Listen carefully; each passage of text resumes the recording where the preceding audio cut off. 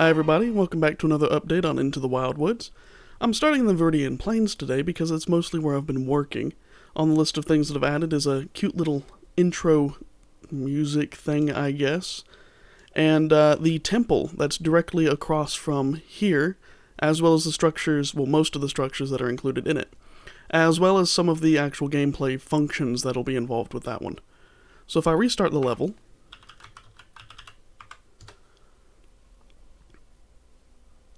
which will take a minute because the world chunks are still fairly large.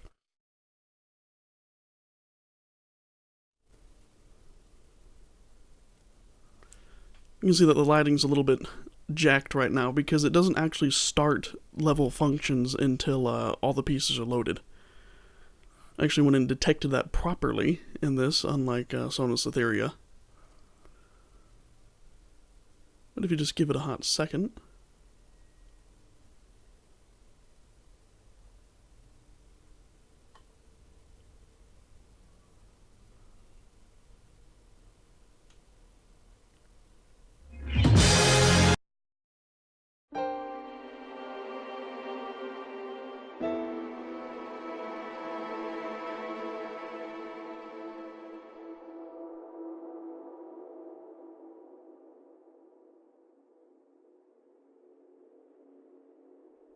And there we go, we have Mystery and Intrigue.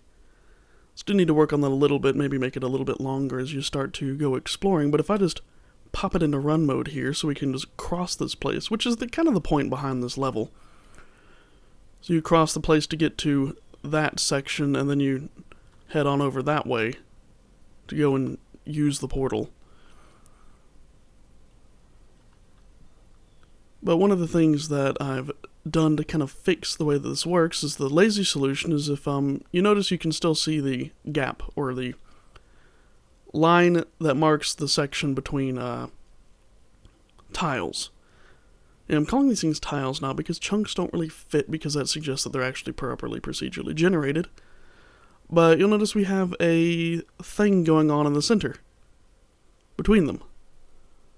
So if I hop back down, you don't really notice much of a difference unless you're really paying attention, but I've made a, basically a grid of raised areas that cover the gap between each one of the world segments. You can see here we got a little bit of a thing going on in a lower level of grass, but it basically hides that ugly, gap, so that you can't see through the world. Which is all yellow now because of the way I'm running the grass smooshing thing. I've still got to make it turn that off whenever you jump, but that's just going to be like a, is falling type thing. And I'm kind of playing with the idea of certain areas are like almost a world anchor type thing going on. So certain structures, no matter what the selected landscape is selected, there will be certain things that are always the same. And that's going to be more of a thing in Skykeeper. Certain things like somebody will reference you to a literally just called a world anchor because they're special mystical areas that whenever the world shuffles on new playthroughs will always be the same.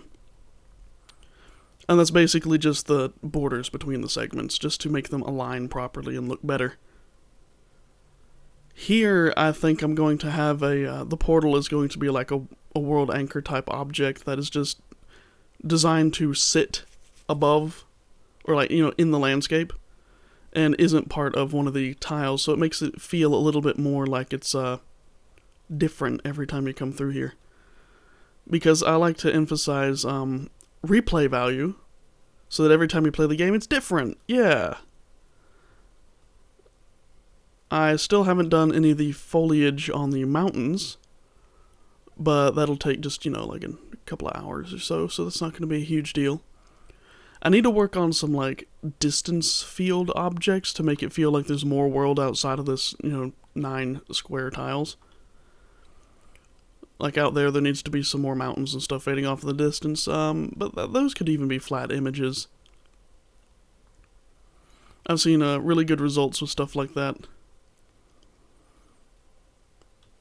Get the light coming from behind me so you can see all the shiny effects on my cape. I actually really like that. But here is the temple. We're coming up to it now. I'm still working on some of the brick textures. Right now they look a little bit like very last gen. Just because the contrast is too high. I need to maybe redo the noise on those to make them a little bit lower contrast so that they're not so like shuffly. Oh, it's turning nighttime. Luckily we have a light. As we run up to it, you can see we have some relatively nice textures. I have some metallic stuff going on the these pillars.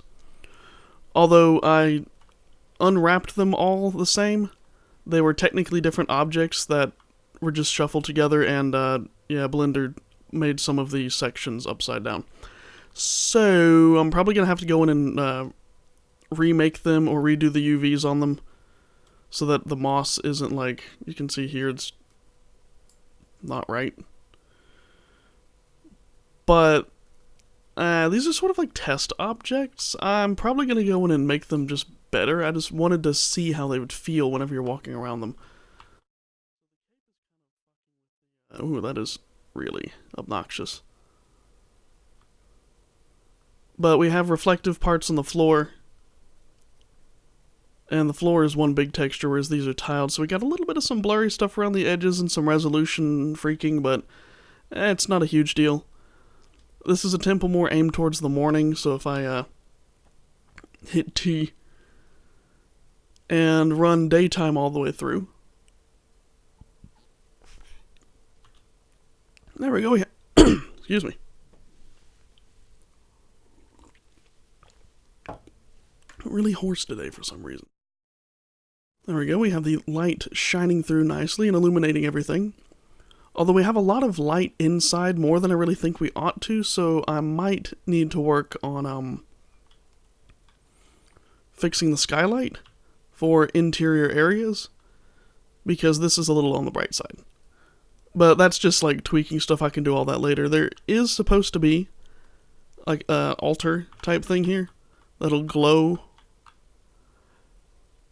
and the crystal or the goal for this segment will be sitting on top of it. So if I head over to the dev zone, we can see we've got a couple more things here, more bodies.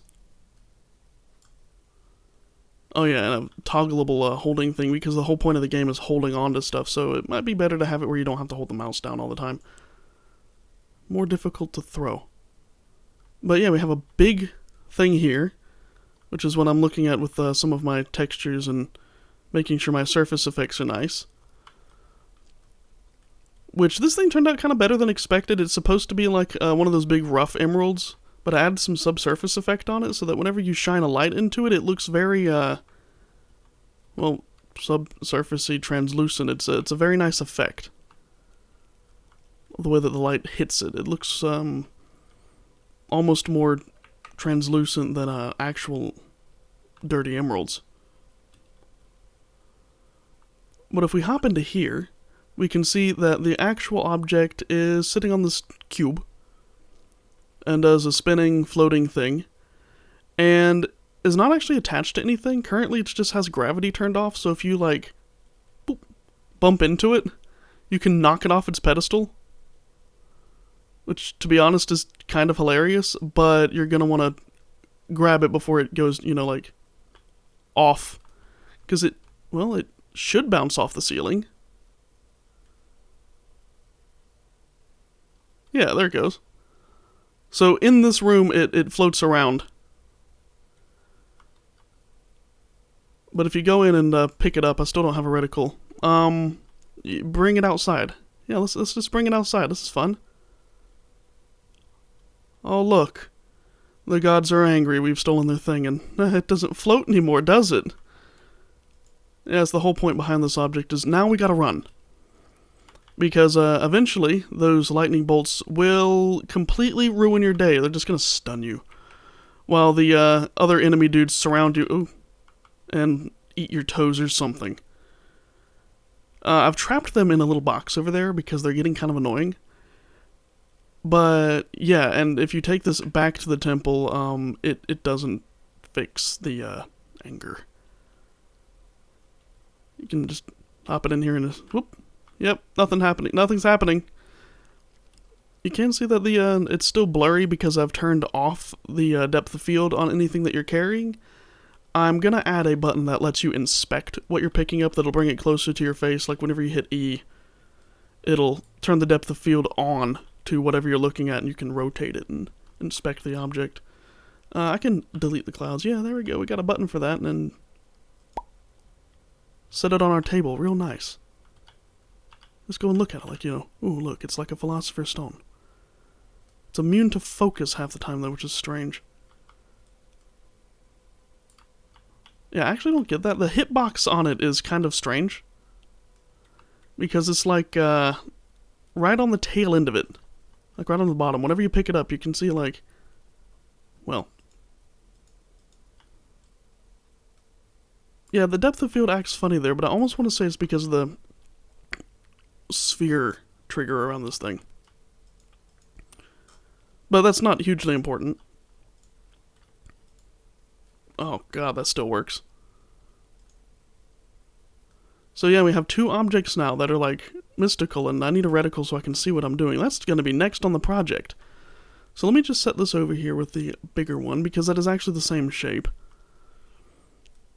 And the next area, the Wandering Woods, will be exactly like they are in Skykeeper. And there'll be several objects, and one of them you'll want to keep the this thing, the emerald. But in order to, complete the mission, you can't hold everything at once. You're going to need to set it down someplace. I'm thinking probably just like on one of these things, just set it on the corner of this thing, so that you can go and grab the other objects and take them to where they need to go. And that'll keep everything in order, and kind of keeps the gameplay element of only being able to carry one thing at a time. Because having an inventory would, it'd make it too easy, it'd make it less interesting, not to mention, where would I put things? I'm a floating poncho. We can bonk things with it, yeah. But that's pretty much all I've got done since the last update. But it's mostly just been, generating textures and things. And all of this stuff has been done pretty much by hand and, GIMP, using noise. I've considered getting, Substance Painter or something, because that would make... Oh, god, that's upside down now, too. Damn it. Because that would make stuff like this a lot easier. But, I've got bills to pay, and subscription-based, software is buns, man. Come on. Who does that? Adobe.